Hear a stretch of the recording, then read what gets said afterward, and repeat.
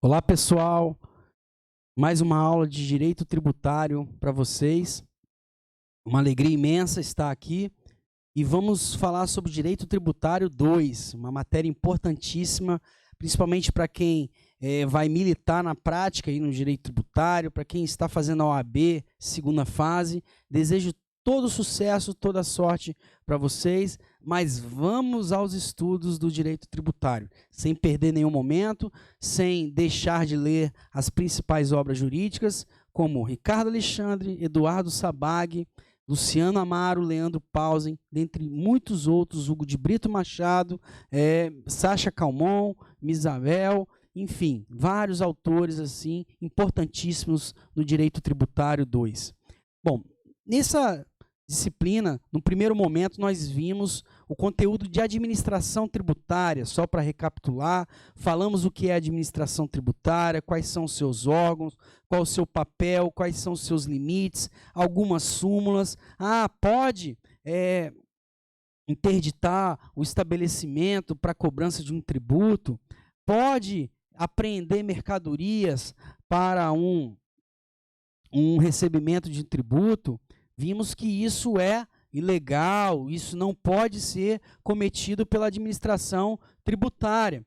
No segundo momento, a gente viu, como funciona a fiscalização. A fiscalização pode ser feita através de notificação, de auto de infração, de fiscalização em loco. Mas em alguns impostos, a Receita Federal é através de banco de dados, sistemas, aplicativos que são o contribuinte é obrigado a baixar, fazer o download do ganho de capital, imposto de renda e tantos outros aplicativos aí importantes para a fiscalização. Depois nós falamos em dívida ativa, o que é dívida ativa, o que é inscrever o contribuinte em dívida ativa a partir do crédito tributário constituído. Vimos que a dívida ativa, a partir dela será expedida uma certidão da dívida ativa, chamada de CDA, poderá ser protestada. Essa CDA poderá também ser executada, uma ação de execução fiscal pela Lei 6830. Então, a gente viu todos esses procedimentos da dívida ativa. A Lei 10.522, que fala do cadastro de inadimplentes, vimos toda essa matéria aí no Direito Tributário 2. E, por fim, nós vimos as certidões negativas, que elas são os documentos que possibilitam prova da situação fiscal do contribuinte. Então, a certidão pode ser certidão negativa de débitos, pode ser a certidão positiva com efeito de negativa, ou também chamada de certidão de regularização. E, por fim, nós vimos as exposições finais do Código Tributário Nacional, que tem algumas importâncias, alguns tópicos importantes, como a questão dos prazos, que os prazos são contínuos. Vai dizer também o que é fazenda pública, que abrange União, Estado, Distrito Federal e município. Vai falar sobre as contribuições. Então, deu a entender que o artigo 5º do Código Tributário Nacional, onde tributo é imposto, taxa, contribuição de melhoria, está equivocado, porque o artigo 218 traz as contribuições. Então, é mais uma espécie tributária. Então, só recapitulando para os senhores toda essa mensagem que nós já falamos em sala de aula. Bom, no segundo capítulo, além da administração tributária, nós vimos os impostos em espécie. E aí nós vimos que os impostos, dentro da competência tributária, eles se dividem em impostos federais, estaduais ou distritais e municipais. E esses impostos, pessoal, nós vamos começar a estudar a partir de agora, que são os chamados impostos em espécie. E nós vamos começar pelos impostos federais. Então, em sala de aula, nós já falamos alguns. Por exemplo, imposto de importação, imposto de exportação, que são impostos importantes para a economia do país, porque quanto menos imposto de importação, mais nós teremos produtos importados. Quanto menos imposto de exportação, mais o produto vai ficar barato para exportar. Então, isso tem tudo a ver com a economia. Então, olha a função extrafiscal desses dois impostos. Não só a função fiscal de arrecadar, mas também a função extrafiscal de regular a economia. Então, nós falamos das suas características. Falamos do Siscomex, que é um sistema de comércio exterior, e antigamente tinha um curso de administração com ênfase em comércio exterior. Né? A gente falou das trades, falamos desse comércio todo de importação e exportação, como é que funciona a tributação, né? Que muitos advogados ganham muito dinheiro no direito tributário só com esses impostos, porque a mercadoria foi apreendida no porto, por dúvida sobre o quanto que deve pagar de imposto. Aí o advogado tributarista vai ajuizar um mandado de segurança, impetrar um mandado de segurança para liberar as mercadorias, que as mercadorias não podem ser apreendidas. Ou vai consignar em juízo esse valor. Então, nós vimos tudo isso. O imposto territorial rural. O que é o imposto territorial rural, pessoal? Desculpa. As zonas rurais vão pagar ITR. As zonas urbanas vão pagar imposto predial territorial urbano. Aonde que vai me dizer isso? No PDM, nós falamos tudo isso. O ITR também, pessoal, nós falamos que é um grande exemplo da capacidade tributária, que é aquela possibilidade do município fiscalizar o tributo, e aí ele fiscalizando 100% do ITR, do produto da arrecadação, vai para o município. É uma possibilidade da Constituição. Rodrigo, mas isso não é prejudicial para a União, renúncia de receita, mas o ITR é muito pequeno. O valor arrecadado pelo ITR é muito baixo. Na verdade, o ITR tem mais uma função extrafiscal, que é controle das propriedades improdutivas, os latifúndios, né, para fins de reforma agrária. Por isso que o cadastro das propriedades rurais estão no INCRA, que é o Instituto Nacional de Colonização e Reforma Agrária, que nós também falamos amplamente. Falamos que cabe o ITR progressivo, que é uma exceção ao artigo 145, parágrafo 1º. Então, tudo isso foi falado em sala de aula. Um outro imposto que nós falamos é o imposto sobre operações financeiras. Rodrigo, tudo então que você transaciona no banco tem IOF, imposto sobre operações financeiras? Sim, em regra sim. Né? Câmbio, troca de moeda nacional por estrangeira, tem IOF também, imposto sobre operações financeiras, imposto federal. Ouro, tem IOF também. Rodrigo, caderneta de poupança tem IOF. Nós falamos que não, porque tem julgados, né, que dizem o seguinte, que a poupança, na verdade, não traz um recurso financeiro, um ganho para o depositante. Então, isso não teria IOF. Bem interessante, pessoal. Nós falamos também. Falamos do IPI, que é o Imposto sobre Produtos Industrializados, que ele é cobrado em várias cadeias produtivas. Vimos que no IPI temos lá o princípio da seletividade. Produtos mais supérfluos vão ter alíquotas maiores, produtos mais essenciais, alíquotas menores. Vimos o princípio da não cumulatividade, onde não pode ter soma de IPI, tem que, a cada saída de uma mercadoria, de um produto industrializado, um débito de IPI. Mas a cada entrada, em nova etapa da cadeia produtiva, um crédito. Ou seja, aquilo que foi pago de IPI na cadeia anterior vai ser descontado na cadeia posterior. Isso é o fenômeno do creditamento, pessoal. E nós falamos amplamente, isso já caiu várias vezes em prova. Mas pergunto, para o IPI, e se a operação anterior não pagou IPI, foi imune ou isenta, vai ter o creditamento? Ora, como você vai creditar algo que não foi pago anteriormente?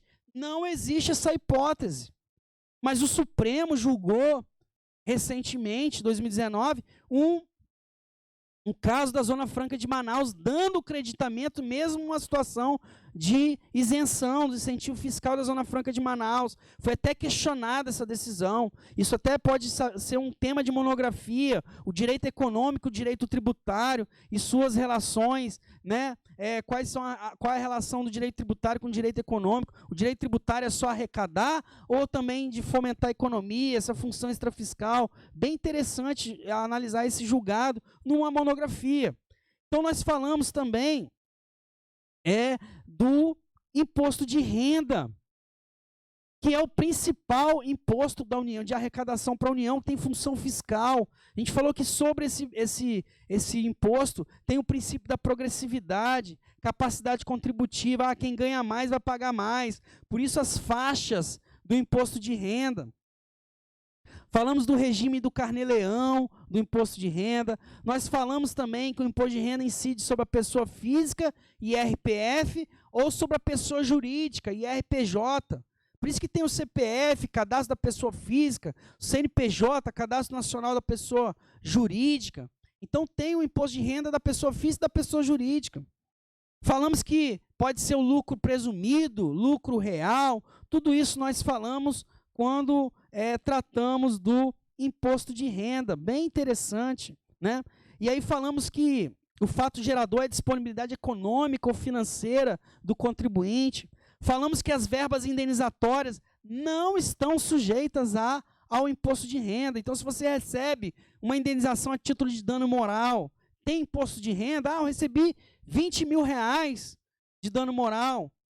Pode ser tributado o imposto de renda? Não, pessoal, porque tem uma súmula dizendo justamente que não há imposto de renda sobre verba indenizatória, né? Que é o caso, por exemplo, do dano moral. Bom, uma outra situação, pessoal, que nós não abordamos, um outro imposto, na verdade, né? Então, nós falamos do imposto de importação, imposto de exportação, imposto sobre operações financeiras, imposto territorial rural, imposto sobre produtos industrializados, imposto de renda. E vamos falar agora sobre o chamado IGF, que está no artigo 153 da Constituição. Esse imposto nós não havíamos falado nas aulas passadas. E o imposto sobre grandes fortunas, IGF, pessoal, é um imposto muito criticado por alguns e elogiado por outros. Inclusive, o imposto sobre grandes fortunas tem projeto de lei querendo que tenha a incidência de fortunas acima de R$1 milhão vai pagar IGF. Mas aí tem dois lados da moeda. Tem aqueles que são favoráveis ao IGF e falam, olha, isso é princípio da igualdade tributária. Quem ganha mais tem que pagar mais. Então, imposto sobre grandes fortunas, vamos tributar esses que ganham muito. Justiça social, justiça fiscal, o empresário ganha muito, então tem que tributar mais ele. Vamos impor esse imposto sobre grandes fortunas. Já existe em outros países. Esses são os pontos daqueles que defendem a instituição do IGF no país. No entanto, pessoal, tem uma grande corrente contrária à instituição do IGF no país, e desde a Constituição de 1988, o IGF não foi constituído no país por essas razões. Aqueles que são contra a instituição do IGF falam, olha, o IGF pode trazer um grande risco para o país de levar embora as empresas, porque os grandes ricos do país, eles não vão querer ficar mais aqui, porque eles vão ser tributados pelo IGF, então eles vão tirar a receita do país. Isso vai ser ruim para a economia. Quem defende também a não implementação do IGF fala, olha, a pessoa que é rica, ela já pagou imposto de renda, ela já pagou outros impostos, já pagou IPI, já pagou ICMS, vamos tributar de novo ele em outro imposto IGF. Isso seria um equívoco do legislador. E uma outra vertente contrária também, um outro posicionamento que defende a não implementação do IGF no país, fala, olha, nós vamos cair na informalidade, porque as pessoas não vão mais declarar os seus patrimônios e vão ficar todos eles no informal, porque eles não vão querer ser tributados pelo IGF. Então, olha só que problema. E quem é contrário ao IGF também fala que isso é um desestímulo ao crescimento produtivo, ao crescimento econômico de um cidadão. Porque o cidadão vai falar, para que eu vou crescer muito se eu vou ser tributado depois pelo IGF? Então seria ruim para o país, a maioria defende que seria muito ruim para o país defender a implementação do IGF, porque a gente pode ter uma saída do grande empresário do país. Isso seria de uma consequência desastrosa para o país. Bom, por isso o IGF não foi implementado até hoje. Na PEC da reforma tributária, são duas PECs em trâmite no Congresso, uma no Senado, outra na Câmara, tem se discutido nos debates a implementação do IGF, mas até hoje ele não saiu do papel. Interessante que o IGF deve ser, se ele for implementado, ele deve ser através de lei complementar, pessoal.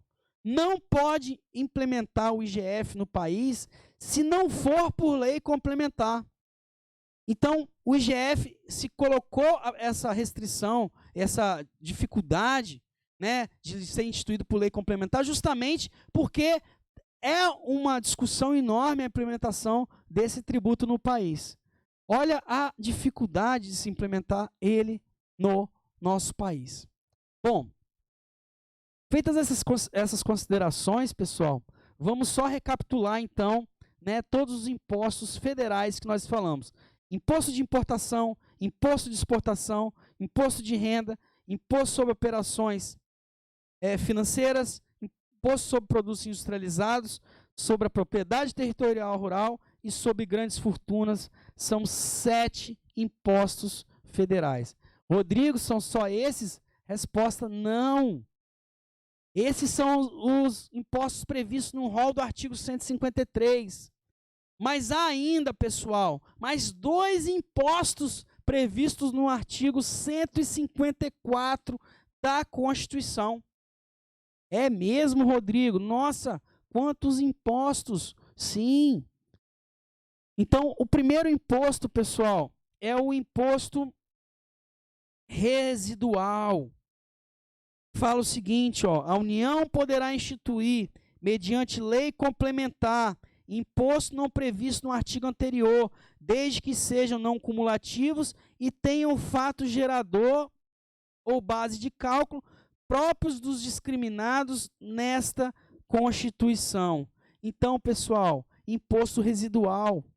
A Constituição pode fixar, pode instituir qualquer outro imposto. São chamados impostos residuais mediante lei complementar, desde que não sejam cumulativos e não tenham fato gerador ou base de cálculo próprio dos discriminados nessa Constituição. Porque senão seria caso de bitributação ou bis in idem, né? Então, não cabe, pessoal, você cumular, você repetir outro imposto com a nomenclatura imposto residual. Mas cabe imposto residual? Sim, artigo 154, inciso 1. Rodrigo, tem mais imposto? Tem. Mais um imposto da União, que é o imposto extraordinário de guerra. Esse imposto, pessoal, é importantíssimo. Ele fala o seguinte, a União poderá instituir na iminência ou no caso de guerra externa, impostos extraordinários, compreendidos ou não em sua competência tributária, os quais serão suprimidos gradativamente, cessadas as causas de sua criação. Rodrigo, cabe um imposto extraordinário de guerra? Sim, é o chamado IEG, Imposto Extraordinário de Guerra. E olha que importante, pessoal, compreendidos ou não em sua competência tributária. Então, cabe imposto extraordinário de guerra via lei ordinária? Sim, porque a Constituição não falou lei complementar, então lei ordinária. E se cabe via lei ordinária, cabe via medida provisória. Então, é um imposto excepcional, nunca teve, mas pode ser que tenha via medida provisória. E esse imposto, pessoal, ele pode, olha que interessante, compreendidos ou não em sua competência tributária. Como assim, Rodrigo? Lembra quando a gente falou da competência tributária da União, dos estados, dos municípios? Lá no artigo 24 e artigo 30? Pessoal, a gente pode ter um imposto extraordinário de guerra, a gente pode ter um IPTU extraordinário de guerra, que vai para a União, a gente pode ter um ICMS extraordinário de guerra, que vai para a União. Olha que doideira! Ah, o Estado vai poder cobrar o ICMS também, Rodrigo? Sim, porque a Constituição falou assim, ó, compreendidos ou não em sua competência tributária. Então é como se fosse a União vai invadir a competência tributária dos estados, Distrito Federal e municípios. É possível isso, Rodrigo? Sim, em caso extraordinário de guerra. Artigo 154, inciso 2. Preste muita atenção nesse imposto, porque ele pode cair em alguma prova e isso passa desapercebido por muitos estudantes. Pessoal, muito obrigado. Até a próxima aula, que nós vamos iniciar os impostos estaduais. Até lá, bons estudos, direito tributário na mente e no coração.